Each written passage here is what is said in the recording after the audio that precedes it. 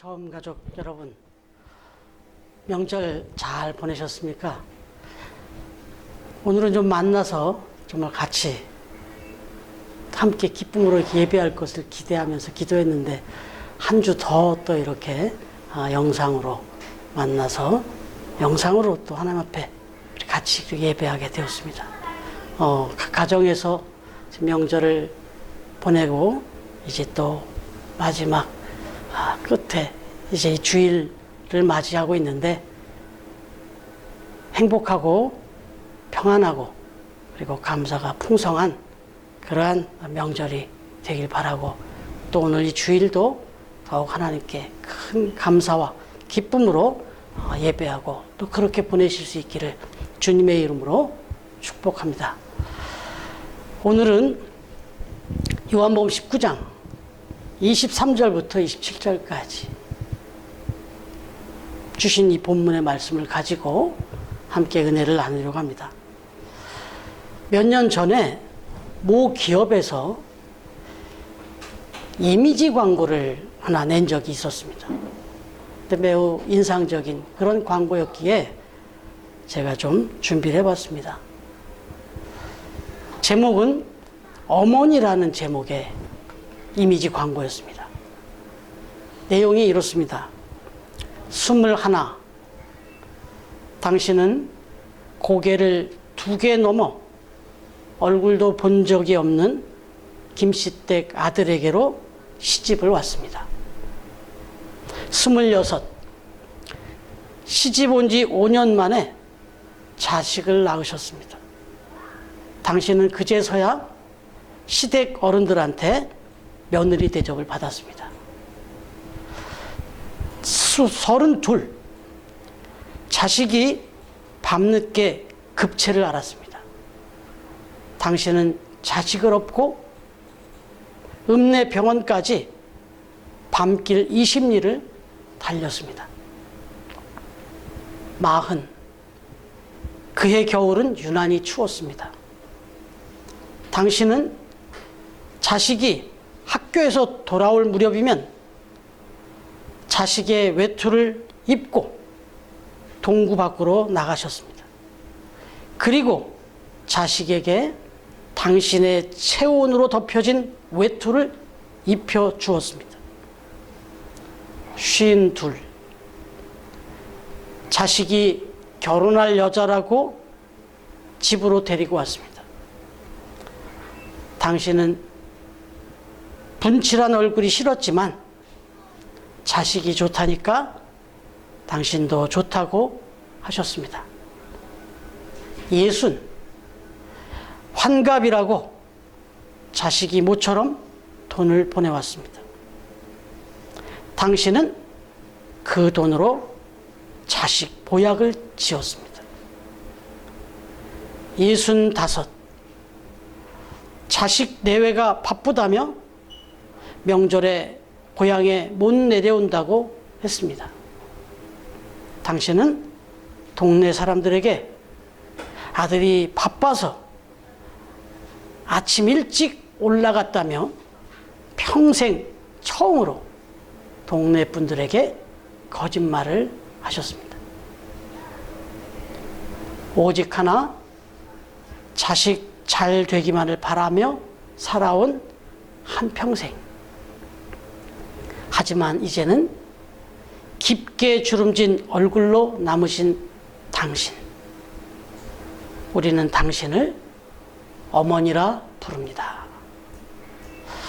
한 기업의 이미지 광고였다고 하는데 저는 이 광고를 접했을 때 정말 마음이 무너져가는 그런 느낌도 받았습니다. 특별히 올해 추석 명절 코로나19로 인해서 가슴 아픈 현수막도 봤습니다. 고향의 그 어귀에는 아들아, 딸아, 내려오지 않는 것이 효도다. 이런 현수막도 봤습니다. 그러나 그 현수막을 건 그 부모님들의 그 이면의 마음, 그 마음을 헤아려 볼 때는 참 마음이 먹먹했습니다.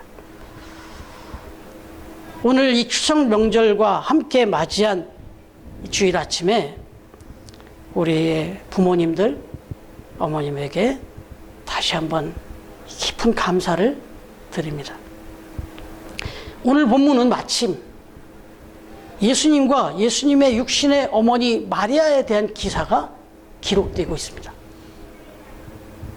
예수님께서 히브리 말과 로마 말과 헬라 말로 쓰여진 유대인의 왕이라는 그 명패와 함께 십자가에 달리신 지금, 그 십자가 밑에서는 무슨 일이 일어나고 있습니까?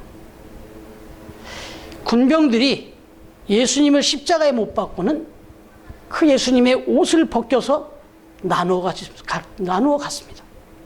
그리고는 통으로 된 그 속옷을 누가 가져가는 게 낫겠는지를 제비를 뽑고 있는 그런 상황까지 벌어지고 있습니다. 하지만 군인들은 지금 자신들이 하고 있는 이 일이 어떤 의미인지 뭘 알았겠습니까? 그러나 이 일은 이미 성경 시편 22편 18절에 기록된 내용이었습니다. 내 겉옷을 나누며 속옷을 제비 뽑나이다. 이렇게 이미 시편에 기록된 그 말씀이 그대로 지금 십자가 밑에서 벌어지고 있었던 겁니다. 여러분, 이 예수님의 겉옷을, 이 속옷을 나누고 제비 뽑는 이 사건 속에 담긴 이 의미, 이건 이 같은 본문을 가지고 다음 주에 한 번 더 우리 같이 묵상하고 나누려고 합니다. 오늘은 먼저 이 예수님과 이 마리아, 어머니 마리아와의 이 모습, 이 부분을 먼저 좀 살펴보려고 합니다. 당시의 유대인들의 이 속옷이라고 하는 것은 어머니가 아들을 위해서, 자녀를 위해서 만들어주는 경우가 좀 일반적이었다고 말합니다. 그렇다면 지금 예수님이 입고 있으셨던 이 속옷도 뭐 별반 다르지 않게 예수님의 어머니 마리아가 만들어 주었을 것이라고 충분히 추론이 됩니다. 그런데 군인들은 그런 예수님의 옷을 벗기고 그리고 나누어 가지려고 제비를 뽑고 있었다, 이런 얘기예요. 그리고 그 비참한 자리에, 그 참담한 자리에 예수님의 제자들은 아무도 또 없었다. 오직 그런데 요한만이 그 자리에 있었다라고 그렇게 밝혀주고 있습니다. 실은 요한도 다른 제자들과 함께 도망갔었죠. 그러다가 뒤늦게 십자가 형장으로 나타난 겁니다. 몹시 괴로운 마음에 그렇게 찾아왔던 것 같습니다. 여러분, 요한이 예수님과 어떤 관계였는지 아시지 않습니까? 성경은, 아니 오늘 요한복음을 보셔도 오늘 26절에도 보시면 예수님이 사랑하시는 제자, 이렇게 기록해주고 있습니다. 이 요한복음을 누가 기록했습니까? 요한이 기록했어요.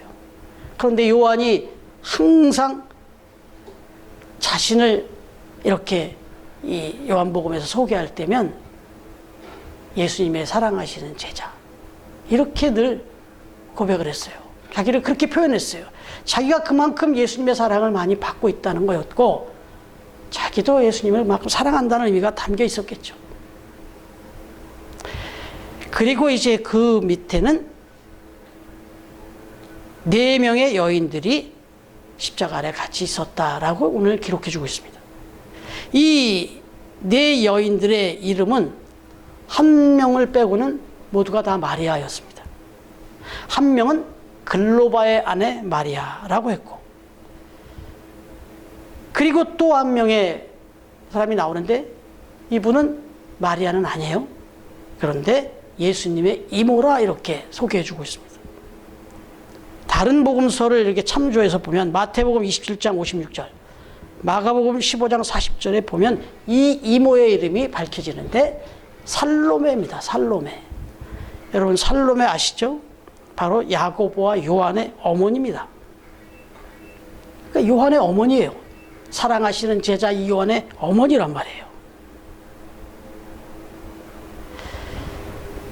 그러니까 살로메는 예수님의 어머니 마리아의 동생이었다. 이모니까. 여러분 이 살로메가 바로 이 두 아들 야고보와 요한을 데리고 예수님 앞에 와서 하나들은 주님의 우편에 하나들은 주님의 좌편에 앉게 해달라고 이른바 좀 청탁 같은 청탁 아닌 청탁을 했던 그런 또 여인이기도 합니다. 그때 주님께서 말씀하셨죠. 살로메의 청을 민망할 정도로 한마디로 거절하셨습니다. 그것은 내가 할 일이 아니다. 내 아버지께서 할 일이다. 이렇게 말씀하셨죠. 마태복음 20장 23절에 그렇게 기록되어 있잖아요. 그런데도 살로메는 이런 예수님의 단호한 말씀에 상처를 받지는 않았던 모양입니다. 섭섭하지 않았던 모양이에요. 아니 섭섭해하지 않았던 것 같아요. 그러니까 오늘 이 자리에 있죠. 여러분 오늘 우리는 얼마나 쉽게 상처를 받습니까? 내가 한 말은 생각 안 하고 상대방이 나한테 한 말, 내가 상대방이 한 행동은 생각 안 하고 상대방이 나에게 해준 행동, 얼마나 그 모든 걸 가지고 상처를 많이 받습니까? 오늘 이 아침, 명절 아침에 명절을 보내는 이 주일에 또 가족들과 함께 정말 내가 상처를 주고 있는 부분은 없는지를 생각 먼저 할 수 있는, 내가 상처 받은 것만 생각하고 섭섭해할 것이 아니라 좀 그런 모습도 우리가 좀 돌아봐야 될 게 아닌가 하는 모습을 살로메에게서 또 한번 보게 됩니다. 그리고 이제 또 한 명의 마리아, 막달라 마리아가 있지요. 여러분 막달라 마리아가 또 누군지는 잘 아시잖아요. 마가복음 16장 9절에 보시면 7 귀신이 들린 적이 있는데 예수님께 고침을 받았다 이렇게 기록해 주고 있습니다.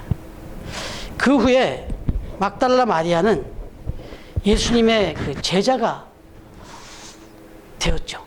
그리고 그야말로 나대양 옥합을 다 깨트려서 하나님 앞에 다 드리는 그런 아주 또 귀한 헌신도 보여줬던 그런 여인이죠. 그리고 이제 마지막으로 네 번째 여인, 바로 예수님의 어머니 마리아가 그곳에 지금 있는 겁니다.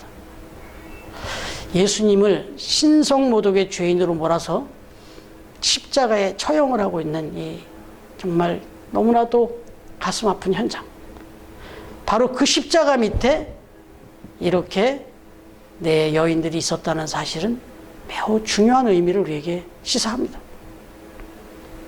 그냥 가볍게 간과하기에는 너무 큰 의미를 우리에게 줍니다.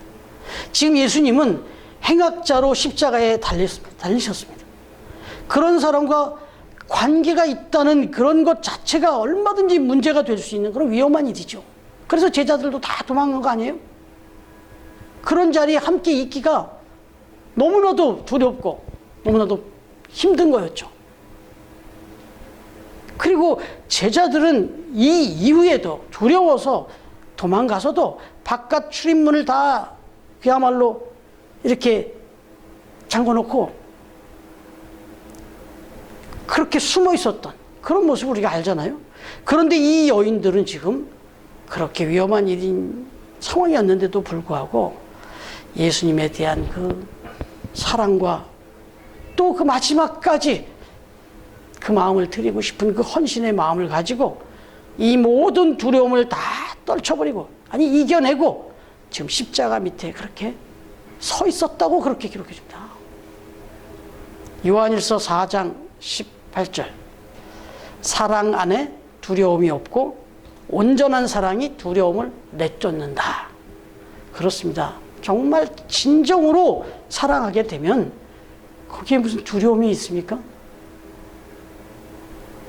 진정한 사랑을 품고 그 사랑을 가지고 있으면 그 어떤 두려움도 두려움이 아닌 거죠. 이겨낼 수 있는 거죠. 그렇습니다. 온전한 사랑은 두려움을 내쫓는 힘도 있습니다. 사랑의 힘은 두려움을 이길 만큼 위대한 것이다. 사실 어머니의 사랑이 그 인생 가운데 그 어떤 어려움과 고난과 두려움도 다 이겨낼 수 있는 것은 자식들에 대한 사랑의 힘인 거죠. 여러분, 지금 예수님의 어머니 마리아는 군인들이 지금 자기가 아들을 위해서 만들어준 그 속옷을 서로 가지려고 제비를 뽑고 있는 이런 정말 참담한 장면을 지금 보고 있습니다. 아니, 더 충격적인 장면 아닙니까, 지금? 그 온갖 고초와 고통을 당하고 그 피투성이가 된 상황으로 손과 발에 못을 박히시고 그 십자가상에 달려있는 그 처참한 아들, 그 예수를 바라보고 있는 그 어머니의 마음은 기절하고 쓰러지지 않은 게 다행이에요, 지금. 이건 말로 어떻게 표현할 수 없는 충격적인 자리에 지금 얼마나 많은 사람이 만류했겠습니까? 이 자리에 있어서는 안 되겠고. 그러나 이 마리아의 이 마음을, 이 걸음을 막을 수 있는 사람은 아무도 없었습니다. 이게 사랑입니다. 그야말로 어머니였기 때문에 오히려 이 자리에 있었습니다. 마지막 순간까지. 한쪽 구석에 쭈그려 앉아 있었던 것도 아니고 십자가 밑에 그저 한 치라도 더 가까이서 그 아들의 마지막을 함께 하려고 했던 그 어머니의 모습, 그 아들이 지금 당하고 있는 그 고통, 그 죽어가는 그 메마름, 목마름, 그 메마름, 그걸 그대로 체휼하시면서 그 자리에 서 계셨던 거예요.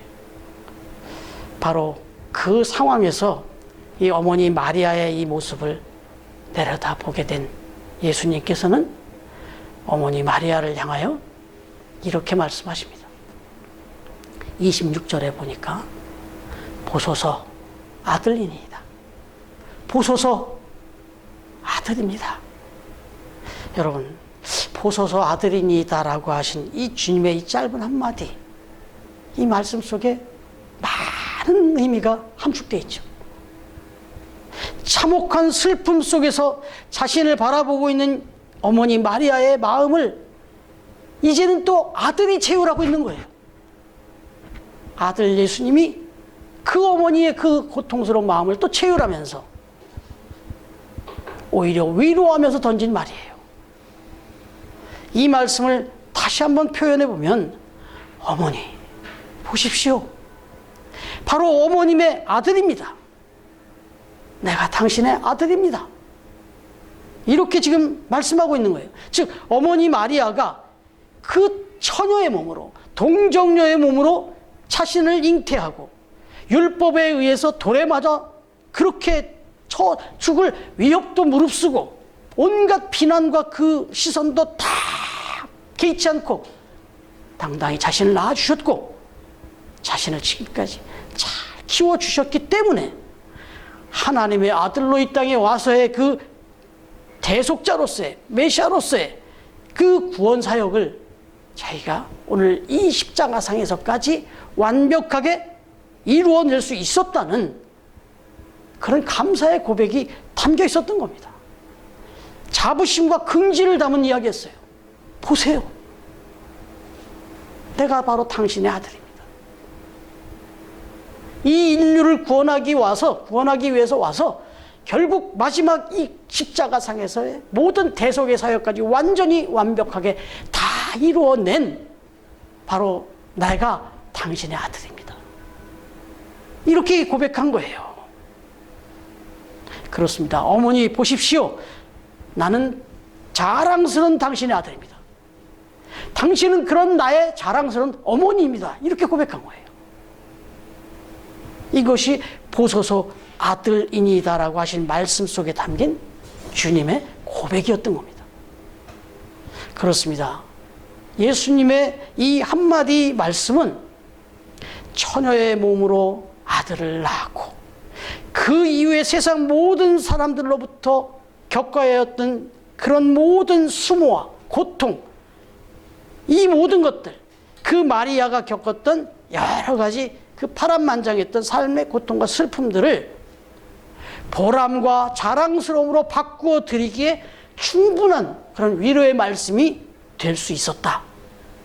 이런 얘기죠. 여러분, 이보다 더 감동적인, 더 극적인 효의 모습이 또 있겠나? 이런 생각도 해보는 거죠. 예수님이 이 땅에 오셔서 어마어마한 인류 구속에, 이 대속의 구원의 역사를 이루셨지만, 이 마지막 다 이루었다라고 고백한 이 마지막 현장에서 대미로 또 우리에게 보여준 멋진 사역은 효였습니다. 여러분, 인터넷 고민 상담 게시판에 이렇게 올라왔던 글이 하나 있는데 그 글도 한번 소개해 드려보려고 합니다. 부모님께 자랑스러운 아들이 되고 싶은데 어디 가서 꿀리지 않으시게, 나 때문에 아무것도 못하시고 아직도 일하시면서 나를 키워주고 계신데, 친구분들 만날 때에는 다른 건 몰라도 내 자식, 내 자랑, 자식 자랑만큼은 마음껏 하셔서 기 좀 사셨으면 좋겠는데, 가끔 보면 전 너무 못난 것 같네요. 이렇게 혼자 있을 땐 생각도 잘 하면서 막상 부모님과 대화만 나누게 되면 그냥 대들기나 하고, 언제쯤이 되어야 저는 부모님의 자랑스러운 아들이 될 수 있을까요? 여러분, 이런 고민의 글이 있네요. 여러분은 부모님에게 어떤 자녀들이십니까? 아니, 지금까지 살아오시면서 어떤 자녀이셨습니까? 바라기는 부모님에게 정말 자랑스러운 자녀들이 되시기를 축원합니다. 아울러 자녀들이 여러분들을 자랑스럽게 여기는 그런 부모님들이 되시기를 축원합니다. 무엇보다도 오늘 이 비결을 우리에게 가르쳐주고 계세요. 이처럼 부모와 자녀 간에 서로에게 자랑스러운 부모와 자녀가 되는 비결을 오늘 주님께서, 그리고 마리아 어머니께서 보여주고 계시다는 거예요. 자녀된 주님은 주님대로, 부모된 어머니 마리아는 마리아대로 정말 힘들고 어려운 역경의 순간들이 너무나도 많았지만 자신에게 주어진 삶의 자리에서의 그 소명을 끝까지 묵묵히 잘 감당해낸 예수님과 어머니 마리아의 이 모습은 결국 하나님께 정말 자랑스러운, 아니 피차간에 서로에게 자랑스러운 부모 자녀, 그리고 하나님 앞에 자랑스러운 그런 마리아와 예수님이 되었다라고 하는 겁니다. 여러분, 그렇습니다. 우리도 자녀는 자녀대로, 부모님은 부모님대로 각자의 주어진 삶의 자리에서, 그 위치에서 하나님 보시기에 부끄럽지 않도록 내게 주어진 삶의 자리에서의 그 소명을 담담하게, 어떤 어려움과 또 위기가 있을지라도, 또 불평과 불만이 나올 만한 자리에서도 끝까지 그것을 담대하게 잘, 아주 성실하게, 신실하게, 진실하게 그 일을 잘 감당해낼 때, 그래서 하나님이 정말 자랑스러워할 만한 그런 자녀와 부모가 되어질 때, 부모님은 자녀에게, 자녀는 부모에게 서로 자랑스러운 그런 부모와 자녀가 될 수 있다는 사실, 오늘 예수님과 마리아 어머니가 우리에게 똑똑히 보여주고 있다는 사실입니다. 여러분, 이 사실을 우리가 절대로 잊지 마시고 기억하면서 바라기는 자녀에게 또 부모님에게 그리고 하나님께 정말 자랑스러운 그런 믿음의 우리 처음 가족들이 다 되어질 수 있기를, 우리를 사랑하시되 끝까지 사랑하여 주시는 우리 주 예수 그리스도의 이름으로 축원합니다. 기도드리겠습니다. 하나님 아버지, 2020년 추석 명절을 보내며 함께 맞이한 주일 아침, 우리는 오늘도 각각의 가정에서 이렇게 가족들과 함께 하나님 앞에 예배를 드리게 되었습니다. 주님, 이 예배를 또 하나님께서 기쁘게 받아주신 줄로 믿습니다. 무엇보다도 명절에 함께한 우리 모든 가족들, 부모님과 자녀들과의 이 모든 관계 속에서 먼저는 우리 자녀들이 부모님에게 정말 자랑스러운 그런 자녀들이 되어야 하겠는데, 우리 처음 가족들 오늘 말씀의 의미를 생각하면서 지나온 시간, 또 앞으로 살아갈 시간들을 우리가 생각하면서 정말 우리의 삶의 자리에서 내가 정말 하나님이 원하시는 바, 부모님이 원하시는 바 그 삶을 내가 살아냄으로 말미암아 하나님께는 물론이요 부모님에게도 자랑스러운 자녀들이 될 수 있도록 축복하여 주옵소서. 무엇보다도 오늘 우리가 말씀 앞에서 다시 한번 다짐하는 것은, 정말 우리가 믿음의 삶을 살아가고 있는 이때에 정말 하나님이 정말 자랑스러워할 만한 그런 믿음의 삶을 잘 이겨낼 수 있도록, 그렇게 살아낼 수 있도록, 특별히 코로나19로 인해서 신앙생활이 많이 도전을 받고 있는 이때에 정말 알곡과 쭉정이가 가려질 것만 같은 이런 시기에 정말 우리의 믿음이 흔들리지 않고 끝까지 굳건한 믿음을 잘 지켜내서, 그래서 하나님이 정말 기뻐하실 만한, 자랑스러워하실 만한 우리 처음 가족들, 믿음의 가족들이 다 될 수 있도록 축복하여 주시고 함께하여 주시옵소서.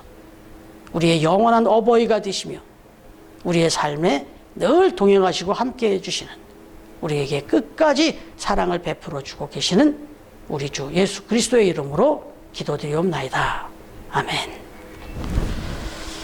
이제는 우리 주님 예수 그리스도의 은혜와 하나님의 사랑과 성령님의 교통하시는 은총이 이 땅에 영원한 어버이로 오셔서 정말 죄악 가운데 죽어가던 우리 인생들을 사랑하여 주시되 생명까지 내어주시면서 그렇게 사랑하여 주시고 우리의 죄를 다 사하시고 우리를 구원하여 주시며, 또 마땅히 이 땅에서 우리가 살아가야 될 삶의 이유와 또 목적을 분명하게 깨우쳐 주신 그 주님의 뜻과 사랑을 마음에 새기며, 이제 나의 삶의 자리에서 그렇게 주님이 기뻐하실 만한, 하나님이 자랑스러워하실 만한, 그래서 육신의 부모님들의 마음도 흡족시켜 드릴 만한 그런 삶을 살아가 보겠노라. 이 아침 다시 한번 다짐하는 우리 처음 가족들 머리머리 위에, 가정과 가정 위에, 그리고 나아가 또 섬기게 될 그 삶의 자리 일터 위에, 그리고 오늘도 주의 이름으로 함께 예배하는 주의 백성들 머리머리 위에, 교회 위에, 그리고 오늘도 이 귀한 장소를 예비해 주신 세부전과 기쁨의 집 위에, 우리가 선봉장으로 섬기는 선교와 봉사와 장학의 모든 단체와 기관과 그 대상자들 위에 이제로부터 영원토록 함께해 주시기를 간절히 축원하옵나이다. 아멘.